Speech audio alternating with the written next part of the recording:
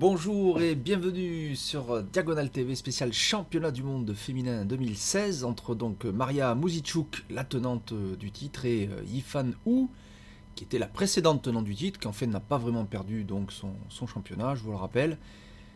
Ce match était prévu après que donc Maria Muzichuk ait gagné le tournoi de l'an dernier qu'on avait suivi, mais où Yifan n'était pas présente. Voilà, donc ce match constitue très certainement le véritable championnat du monde entre donc l'Ukrainienne et la Chinoise. La Chinoise qui donc mène d'un point après les deux premières parties, et ce démarrage fait craindre le pire pour la suite du match, puisque Maria Muzichuk n'a rien montré dans la première avec les Blancs. Elle s'est fait contrer et a dû concéder la nulle assez rapidement, et par contre s'est fait vraiment déborder complètement dans la deuxième. Alors donc là ici de nouveau Maria Muzichuk a les Blancs. Qu'est-ce qu'elle va faire? Comment va-t-elle réagir face à Yifan ou la Chinoise? On y va, c'est parti avec eh bien D4, déjà une surprise, voilà, puisque on varie par rapport à la première. Vous l'avez essayé E4, et donc là elle change tout de suite son répertoire.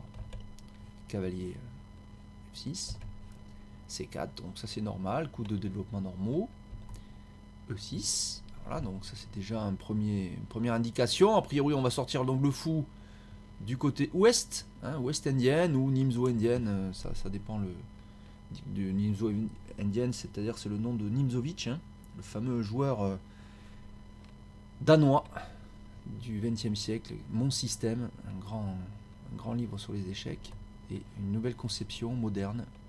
Alors G3, donc ici G3, on veut mettre le fou en G2, et donc on va jouer sur cette grande diagonale, et bien cette ouverture là avec D4, C4, et comme ça G3, là ça c'est l'ouverture catalane, voilà, donc on appelle ça l'ouverture catalane. D5, et donc fou G2. A noter là, alors que les blancs ne craignent pas la prise en C4, bon tout d'abord le fou taperait sur la grande diagonale, mais ce pion de toute façon on peut le récupérer éventuellement si on veut tout de suite en jouant dame à 4 échecs suivi de dame prend C4. Mais on peut sans doute jouer aussi des coups plus lents, le récupérer plus tard, comme c'est souvent le cas dans ce type d'ouverture du pion dame. Échec, donc ici un petit échec, et après le coup logique fou D2, on aurait pu tenter aussi cavalier C3, mais pourquoi pas fou D2. Alors là on propose un échange de fou, regardez. Hop, on revient. Alors on se demande pourquoi les noirs n'ont pas joué tout de suite fou E7. Faut le savoir ça. Pourquoi les noirs n'ont pas joué tout de suite fou E7? Puisque là, en jouant d'abord fou B4 puis fou E7, ils ont donné un coup de plus au blanc, qui est le fou en D2. Alors l'idée est la suivante, c'est que les noirs considèrent que le fou en D2 est plus mal placé finalement qu'en C1.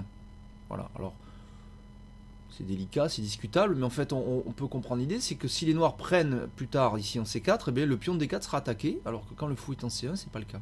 Et ce fou par ailleurs n'a pas de très bonne case, que ce soit en C3 ou ailleurs, il va plutôt aller en F4 ou en G5, donc de toute façon il serait mal placé. Voilà, c'est pour ça que les noirs ne craignent pas de faire d'abord l'échec et de revenir en donnant un temps de plus au blanc, parce que ce temps est considéré comme un mauvais temps, quoi. Voilà, cavalier F3, à noter que le cavalier maintenant protège le pion D4, donc on empêche les noirs d'attaquer D4 en cas de prise ici. Petit roc, pas de problème. Cavalier D7, tout ça est logique. À noter, de problème du côté noir, ici c'est pour l'instant c'est un peu ce fou, qui pour l'instant bute sur le pion E6, il est un peu enfermé, et il va falloir essayer plus tard de lui trouver un développement. Et là maintenant dame C2. Notez que les blancs retardent le développement de leur cavalier. En jouant dame C2, ils protègent C4 directement. Ils ont un petit œil ici en C2, bien sûr, sur la case E4, parce que plus tard, avec cavalier C3, peut-être on peut jouer E4, des choses comme ça. On a envie de casser le pion D5, puisque ça libérerait la puissance du fou. Et enfin, en jouant en C2, on approche de la future liaison des tours. Voilà, il n'y a plus que le cavalier B1 à sortir, et les tours seront enfin liés, et le développement pourrait être considéré comme complètement achevé. C6. Alors C6, très solide vis-à-vis de D5, on est d'accord, puisque ça surprotège, mais ça rend encore plus problématique la sortie du fou C8, puisque tous les pions sont sur blanc maintenant. Avant on pouvait envisager peut-être de le mettre en C6 par exemple, bon, là c'est fini, donc là pour l'instant il va rester en C8 a priori un bon moment. Ou alors on va jouer donc B6 fou B7, mais il va taper sur ses propres pions. Bon, ceci dit, c'est censé pas durer éternellement, puisqu'il y aura des prises tôt ou tard au centre. Alors tour D1, voilà, on retarde encore la sortie de ce cavalier, on garde le contrôle sur C4, et on met la tour en D1 avec un vis-à-vis, toujours pareil, tour dame, classique, on aime bien mettre une tour comme ça, potentiellement devant la dame adverse. À la fin d'une série d'échanges, il y a la dame qui est attaquée, et ça peut être un temps précieux. Voilà, B6, voilà, logique, on l'a dit. B6, maintenant ce fou peut sortir, alors soit en B7, soit peut-être même en A6. En A6, il ferait une petite pression sur C4. Ça arrive aussi qu'on joue de cette façon-là. Voilà, fou F4. Maintenant, les blancs, leur fou était en D2. Bien, on verra en F4. On contrôle la case 5, c'est intéressant, bien sûr. Mais aussi des cases, notamment la case C7. Là. En cas d'échange en D5, ici, le pion C6 sera attaqué. Il faudrait reprendre du pion. Et puis, il y a un fou C7 et la dame est embêtée. Elle est obligée d'aller en E8. Ce qui n'est pas forcément agréable. Voilà, en tout cas, c'est un fou qui est mieux placé très certainement en F4 qu'en D2. Voilà. Et notamment en D2, on peut envisager avec les blancs de sortir ce cavalier B1 en D2, lui-même maintenant que le fou a bougé, et ça peut aider à la pousser E4. Et pourquoi on veut pousser E4? Toujours pareil, pour faire des échanges au centre qui vont libérer le potentiel du fou G2.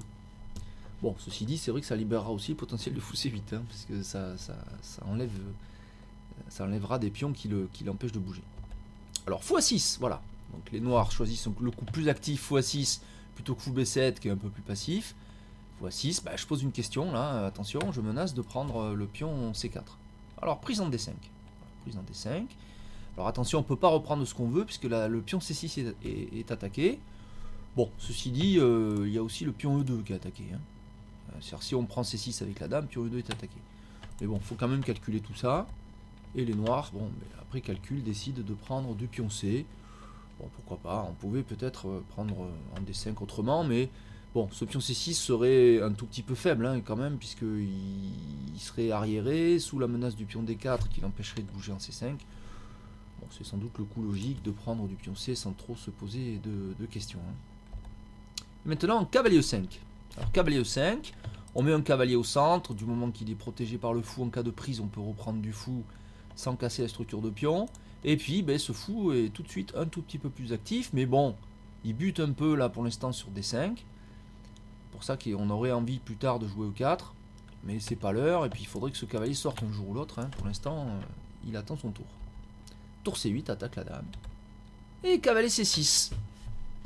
Alors ça c'était l'idée derrière cavalier E5. Enfin, fourchette ou simili-fourchette entre la dame et le fou, puisqu'en fait, bon, c'est pas vraiment une fourchette, mais à noter qu'en cas de prise du fou, quand la dame va jouer, là, remarquez qu'elle n'est pas obligée de jouer absolument, sauf qu'on ne peut pas bouger le fou n'a pas de case en fait.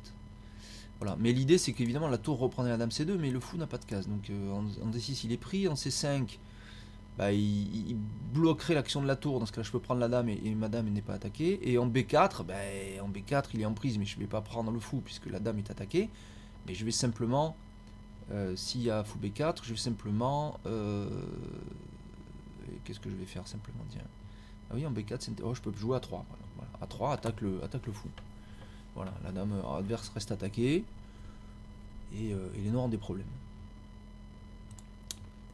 Voilà. Et là l'idée donc ici, on va le voir tout de suite, c'est que Maria Muzichou joue simplement fou B5, voilà, elle craint pas bien sûr cavalier prend dame, puisque on va reprendre la dame avec une tour extrêmement active et les deux pions B2 et E2 ont de gros soucis à se faire.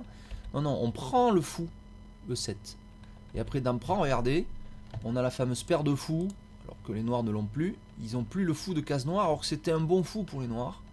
Puisqu'ils contrôlaient les cases de couleur opposée de cette structure de pions là. Vous voyez, ces pions contrôlent blanc. Donc ce fou de case noire était vraiment leur complémentaire idéal. Donc là on se sépare de ce bon fou, c'est bien joué. C'est bien joué. Tout ça doit être quand même assez connu au niveau technique. Et maintenant c'est l'heure, voilà, cavalier C3, on bloque l'action de la tour. À noter que ça petite attaque sur le fou. Directement il n'y a pas d'attaque puisque la dame est attaquée. Il suffit de bouger la dame par contre et l'action sur le fou devient importante. Cavalier H5, pose une question à ce fou F4, bien placé. puissant. Il est puissant F4, mais alors le problème de ce type de fou, évidemment, c'est qu'il n'a pas de case de retrait là. Hein, il y a des positions où on a la case H2 pour le fou, bon mais là c'est pas le cas. Donc il va devoir quitter cette diagonale intéressante, puisque c'est la seule où il contrôle une case du centre, la case 5. Et une case importante, la case C7, qui empêche les noirs par exemple de doubler leur tour. Ou en tout cas qui rend la chose plus difficile. Donc voilà, on sort le fou de cette belle case. Voilà. Fou E3, pas beaucoup d'autres cases. Hein. On aurait pu envisager fou D2 aussi, c'est possible. Bon, fou E3, pourquoi pas, on garde l'action de la tour. Fou D2 c'est peut-être bien aussi, bon je sais pas. Et hop, cavalier F6. On revient. Donc, en fait c'était juste un coup. Les noirs, à la limite, proposent aux blancs, mais rejoue en F4, je rejoue cavalier H5, on fait partie nulle, moi ça me va. Je fais nul avec les noirs, je gagne quelques parties avec les blancs, et je gagne le championnat du monde. Ouais, ça, c'est sûr, c'est la menace. Hein. Donc A4, attaque le fou maintenant véritablement avec le pion, hein, puisqu'avec le cavalier, je vous rappelle qu'il y a un vis-à-vis tour dame. Donc c'est dynamique, c'est bien hein, de la part des blancs ici, là. Fou C4, normal, case active pour le fou, plutôt que de le reculer. On incite les blancs à jouer B3. B3 qui chasse le fou, certes, le fou partirait en A6, mais le cavalier C3 n'est plus protégé par un pion, donc il devient faible. Et on peut envisager, en cas de doublement des tours, bah, les blancs auront un problème, alors qu'on n'a pas envie de bouger le pion B2. Donc voilà, ce type de coup qui est un peu provocateur, vas-y, chasse-moi le fou en jouant le pion, mais c'est pas forcément une bonne idée. Et là, A5, voilà. Donc Maria Muzichuk joue A5, qui est un bon coup ici, hein. Il n'y a pas beaucoup d'autres bons coups. Hein, puisque fou F4, on va se reprendre cavalier H5 avec une répétition, c'est pas très intéressant. A5, pourquoi pas. Donc on va affaiblir un peu l'aile dame, on va activer la tour sur la colonne A. On laisse tomber la colonne C qui pour l'instant bon, est verrouillée un peu par les noirs. Mais on va jouer sur la colonne A. Si on arrive à doubler les tours sur la colonne A, ça sera une bonne nouvelle pour les blancs. Donc prise, tout simplement. Pourquoi pas. Ça peut paraître curieux parce que on éloigne un pion du centre, le pion B, contre un pion de l'aile. Bon. Et on donne tout de suite la colonne A avec une attaque sur A7. Bon, pourquoi pas. Tour prend. Attaque, bien sûr, le pion A7. Les blancs ont une petite initiative ici. Et là, hop, dame B4. Alors, coup tout à fait intéressant, dame B4, puisque je laisse le pion A7. Mais je fais pression un petit peu sur B2. Je fais aussi, attention, menace, fou B3. Et ici, donc, fourchette, hein, enfilade, dame, tour. Donc là, ça perdrait la qualité, tout simplement. On ne peut pas prendre le pion A7 à cause de fou B3. Et en plus, on met la dame sur la colonne B. Voilà, donc c'est l'idée des noirs en prenant avec le B, c'est qu'on va créer une pression sur la colonne B. Donc on lâche le pion A7 pour prendre le pion B2. Et alors après, si on a tous les pions du même côté, la paire de fous est moins puissante. Hein. La paire de fous est plus puissante s'il y a des pions des deux ailes. Parce que s'il y a des pions que sur une aile, les cavaliers sont aussi forts que les fous. Parce qu'ils n'ont pas de long trajet à faire. Hein. Ils peuvent contrôler tout. Regardez ce cavalier F6. Hein. Imaginons que les pions A7 et B2 sautent. Ce cavalier F6 contrôle à la fois D5 et H7. Donc il arrive à contrôler les deux extrémités de la chaîne de pions. Voilà. Donc les fous n'ont pas de supériorité ici. Alors que c'est pas le cas, vous voyez, sur des pions éloignés. Sur les pions éloignés, on ne peut pas contrôler à la fois l'extrémité ici et l'autre. Alors qu'un fou, il peut lui. Il y a un fou bien placé, et au centre, eh bien, il peut contrôler, il peut à la fois être défensif d'un côté et offensif de l'autre. Voilà, donc c'est l'avantage des fous dans les cas où les pions sont éloignés, ce qui ne sera pas le cas si ces pions donc, disparaissent. Donc ici, tour D1, pression sur A7, et voilà, tout simplement. Voilà. Le travail sur la colonne C est fini, le fou C4 est merveilleux, puisque on ne pourra jamais le chasser quasiment, là c'est presque impossible de le chasser, il faudrait que ce soit le cavalier, alors il faudrait venir en B1, D2. Bon, c'est très long, c'est possible, hein, mais c'est long. Et en attendant, bon ben voilà, en tout cas on a le pion B2 qui est attaqué, pas facile à défendre, même quasiment impossible, ou alors un coup très passif comme cavalier B1, mais ça marche pas, sans doute fou B3, je prends le cavalier, je prends B2, et voilà, c'est fini. Donc bien défendu de la part des noirs, tour prend A7, voilà, dame prend B2, logique, dame prend, tour prend. Bilan des courses ici, bon il y a un petit peu le pion E2 attaqué, mais il est déjà défendu par le cavalier. On peut mettre le fou en défense, éventuellement même le roi, même s'il faut faire attention parce qu'on se clouerait un petit peu le roi, mais c'est quand même jouable. Et à part ça, bon ben on a quand même une position où la symétrie a été rétablie, au sens où, hein, regardez la chaîne de pions ici fait face à la chaîne de pions là, il n'y a pas de pion qui peut créer de rupture facilement ici. Et donc les deux cavaliers valent très certainement les deux fous, du fait que voilà, les pions sont sur tous liés sur la même aile. Fou F3. Voilà, consolide 2, normal. Et H6, voilà, tranquillou. H6, on évite définitivement le mat du couloir, parce que si on veut activer cette tour, il faudra tôt ou tard faire attention à ça quand même. H6, on se ménage une petite porte, envisager pourquoi pas de jouer G5 dans certains cas, mais je pense que c'est surtout à la fois pour enlever la case G5 au fou, et pour donner une case au roi. H4, bon, les blancs en tout cas empêchent des velléités. Alors G5 est une petite menace peut-être, parce qu'on pouvait menacer de jouer G4 et embêter ce fou. Si ce fou bouge, eh c'est le pion E2 qui trinque, hein, donc il faut quand même faire un tout petit peu attention. H4, il n'y a pas de problème. Voilà, maintenant tour C8. Tour C8, attention, petit œil sur le cavalier C3 qui n'est pas défendu. Donc si le fou bouge ici, mais c'est pas facile de savoir où il peut bouger. Peut-être il pourrait venir en D3. Parce que sur fou D3, eh bien si on prendrait le cavalier et puis il y a des pions doublés, c'est pas bon. Et puis en D3, après il pourrait. Le cavalier bouge et on pourrait le mettre en E4 et éliminer ce fou F3. Ça pourrait être une idée. Alors fou F4. En tout cas pour l'instant c'est pas joué. Alors là l'idée peut-être que si les noirs ici tentent un coup comme fou D3, qui pourrait sembler intéressant, ben, tout simplement on peut envisager cavalier D1 qui attaque la tour et après on gagne le fou. Hein. Donc c'est une idée quand même qui est un peu olé olé et qui ne marche pas tout simplement. Donc ici fou F4, les noirs choisissent le coup tour C2, voilà, logique aussi, voilà. Alors du coup on peut se demander à quoi sert tour C8. On peut se demander à quoi sert tour C8, parce que si finalement c'est pour attaquer le cavalier par tour C2, on aurait pu le faire tout de suite. Et on voit pas bien à quoi sert la tour C8. Parce qu'elle aide pas à faire un échec en C1, puisque le fou F4 veille. Donc on peut se poser la question de la légitimité de ce coup. Ici, donc tour A3, défensif. Ouais, je veux bien à la limite te laisser attaquer le cavalier, mais pas facilement. Là, tu vas devoir jouer le fou, mais le fou n'a pas de case en fait. Voilà, c'est difficile de savoir où mettre le fou, il n'a pas de case. Donc c'est pas facile d'aller attaquer. Alors H5, alors ça c'est un coup curieux. H5, ici, pourquoi pas, hein. H5, en tout cas ça empêche G4. Alors c'est peut-être l'idée des blancs. Ça peut être une idée des blancs, c'est de jouer G4 pour menacer G5 et déstabiliser ce cavalier F6. En lui disant, mais tu vas où? Parce que si le cavalier part, après c'est le cavalier D7 qui n'est plus défendu. Donc un coup comme tour A7 ultérieur pourra attaquer une pièce.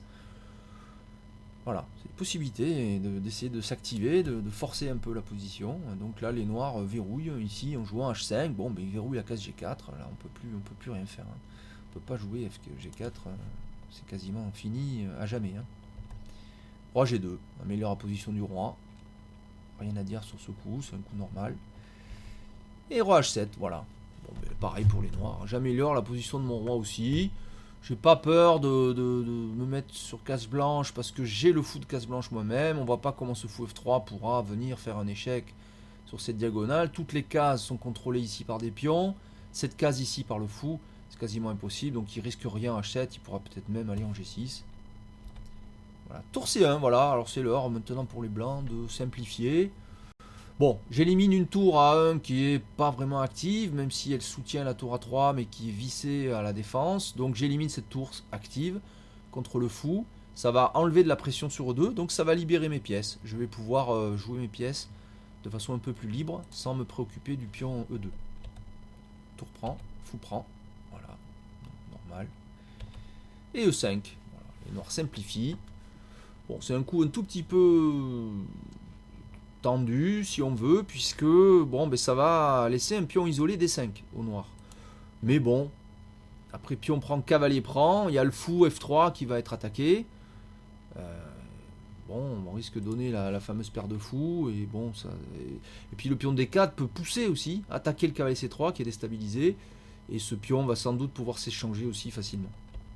Donc c'est sans doute calculé précisément ici. Pion prend, cavalier prend, c'est une petite mini combinaison de simplification, voilà, en finale. Là, alors que faire avec les blancs ici? Bah, le fou là déjà il est pris, c'est à dire qu'on ne peut pas empêcher l'échange, il n'a pas de case, hein, ici où qu'il aille, c'est coincé. Fou E3. Alors, on aurait eu envie, bien sûr, ici aussi, de jouer fou G5. Fou G5, ça paraît très intéressant, parce que fou prend F6, double les pions, et en plus, je menace le pion D5. Mais les noirs joueraient dans ce cas-là, très certainement, je vérifie, voilà, ici, cavalier prend F3. Voilà. J'élimine d'abord le fou qui attaque D5, et après la reprise, par exemple, du pion, ou du... Alors, est-ce qu'on peut reprendre du roi ? Est-ce qu'on peut reprendre du roi? Après le cavalier prend. Est-ce qu'on peut reprendre du roi? Très certainement aussi. Si on ne veut pas casser la structure de pion, on va prendre du roi. Ici. Et là, les noirs peuvent simplement jouer un coup comme cavalier D7 par exemple, ou cavalier G4 en menaçant échec. Et on sait pas, je sais pas trop si c'est pas les noirs ici qui deviennent actifs. Là, il n'y a plus une histoire de paire de fous. Il y a des fous de couleur opposée, il y a bon, le roi qui peut se prendre un échec ici, on peut jouer D4 qui attaque, donc il semblerait que ce soit les noirs qui aient un peu d'initiative ici. Bon, rien de, à mon avis, dangereux, mais bon, voilà, est-ce que c'est la peine? Donc voilà, donc ici, après cavalier prend, on joue plutôt fou E3, bon, c'est solide, ça contrôle le 4, D4, pardon, et on a envie de mettre le fou en D4, ça protège le cavalier, et puis on est devant un pion, donc pas facile à déloger ce fou, qui en plus pourrait s'échanger un F6, et puis ça empêche des 4. Voilà, donc c'est sans doute un bon coup, très certainement aussi. Donc on élimine le fou. Cavalier. Et là, elle choisit de prendre, non pas du roi, mais si, du roi. On pouvait prendre aussi du pion. Bon, je sais pas si c'est bien, ça donne un pion passé quand même au noir. Puis en prenant du roi, ça paraît plus logique. Hein. On a aussi le pion E, ici qui contrôle l'avancée du pion D. Donc voilà, en finale, il faut être précis. Il n'y a rien de dangereux ici, mais il faut faire attention. Cavalier E4. Cavalier E4. Bon coup. Pourquoi pas, on n'a pas peur, hein, puisque cavalier prend, pion prend échec, le roi est obligé de prendre, il n'y a pas d'autre coup intéressant. Et dans ce cas-là, je prends E2. 3 pions contre 3 pions, fou de couleur opposée, même s'il reste les tours, bon... on sait que ça c'est quasiment impossible à gagner, sauf grosse gaffe. Hein. Voilà. Enfin, c'est impossible à gagner. Alors cavalier prend, pion prend, roi prend. Et maintenant, fou prend E2. Alors pour la forme apparemment il y a encore quelques coups. Mais là on sait déjà que là c'est fini. Hein. Là il n'y a vraiment plus rien. Déjà depuis longtemps il n'y a plus rien. Fait avec les pions de même côté. Bon, c'est un peu pour le spectacle qu'elle joue, on a l'impression ici. Tour A5. Attaque le pion H5, mais pas vraiment, puisque le fou attaque, hein, le fou défend. Bon, on peut demander si ça sert à grand chose. F6. F6. Je mets les pions ici qui restent sur la couleur du fou, parce que du coup, ben, c'est le pion G7 qui tient la position, et on voit pas, le fou pourra jamais attaquer G7 ici. Hein, il n'a pas de case pour attaquer G7. Il n'y a que la tour qui pourrait attaquer. Donc du coup ça on peut pas passer ça, c'est impassable. Tour C5, tour prend et c'est fini, voilà, puisque là, fou de couleur opposée, hein, c'est fini, même pas de pion d'avance, et vous savez que les fous de couleur opposée, même des fois avec 2 pions d'avance, parfois même 3, on n'arrive pas à gagner, hein, donc, et là c'est même pas la question. Donc là on s'arrête ici, avec une partie nulle, là, proposée donc par Yifanou, puisque c'est elle qui a joué le dernier coup, et donc acceptée par Maria Mozichuk. Bon alors, donc c'est bien pour Maria qui a fait quand même une belle partie, hein, elle a été dynamique, elle a essayé de surprendre avec D4, donc elle est bien revenue disons après sa défaite de la partie précédente. Bon, elle avait les blancs quand même, et bon, il va falloir que pour le match qu'elle essaie de gagner. Bon, elle a essayé là, on peut pas dire qu'elle a pas essayé, et elle a fait une partie plutôt intéressante, dynamique, donc c'est bien pour le match.